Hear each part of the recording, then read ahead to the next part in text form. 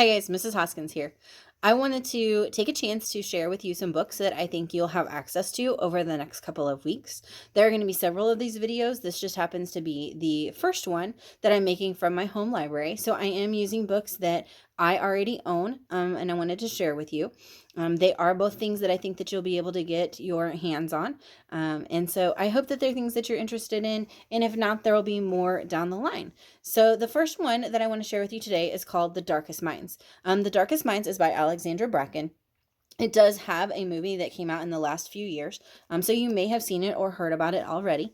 In this story, Ruby is the main character, and when she's 10 years old, she wakes up one morning, goes downstairs for breakfast like always, and her parents don't know who she is. So, of course, at 10 years old, she's so scared and has no idea what's going on. And her parents are really freaked out too because there's this kid that they don't know anything about who's shown up in their house. So they call the police, and Ruby ends up carted off to what they call a rehabilitation camp.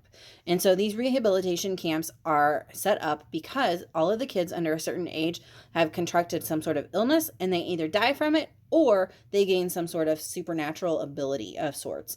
And so those abilities have a lot of range and variety. It might be being really excellent at math, which a lot of us could use, or it might be something more dangerous like being able to control fire or electricity.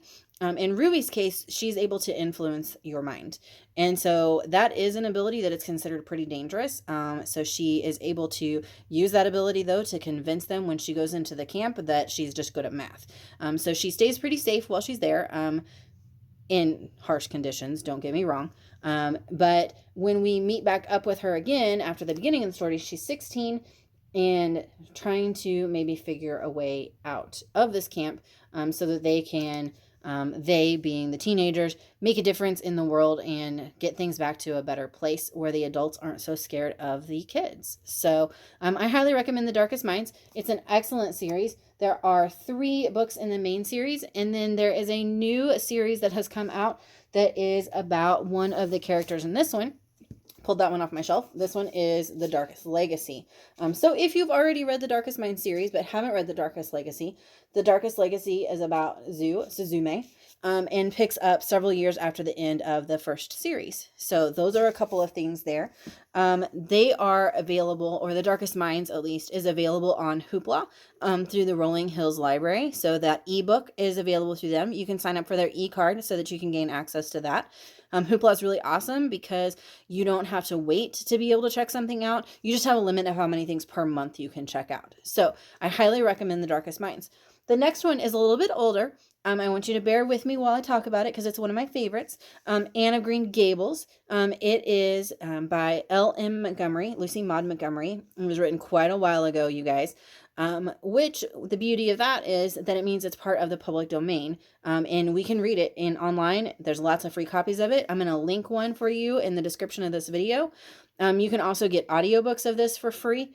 I've read it several times. You can see from my cover, there's lots of love marks, lots of wear. My mom bought me the whole set of Anne of Green Gables books when I was pretty young, and I've read them many times through.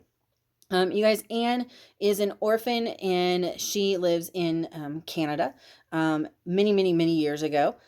She has gone from home to home and not been very well cared for or very well loved in those places. They mostly expect her to work and take care of their own children. And so she's had kind of a tough go of it. Matthew and Marilla Cuthbert decide that they want to bring an orphan to their farm, Green Gables, because they need help. And so they ask for a boy to be sent to them. When Anne shows up, she's anything but the boy they were expecting. They are pretty set to send her back, but when Matthew sees how sad she is, he does not have the heart to send her back. And so Anne gets to stay with them at Green Gables, but she is a disaster mess. She gets into all kinds of shenanigans and trouble, crazy things, and other people in town are not always as patient as her as Matthew and Marilla are. And Marilla is certainly not as patient as Matthew. So I highly recommend that you look into Anne of Green Gables. There is a Netflix series called Anne with an E that's based on this book. I have not watched it yet, you guys. I think I'm going to soon. But basically what I've heard is that it's a lot darker than this and probably a little bit more like what an orphan of this time might have experienced.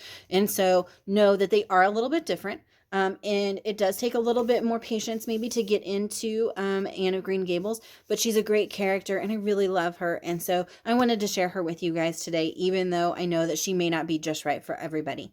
So you guys, those are the couple of recommendations that I have today. I will be bringing you more. I hope that you're enjoying your spring break and that the coming weeks are filled with lots of good learning for you guys and lots of good opportunities. We sure do miss you at school, and we can't wait to see you soon.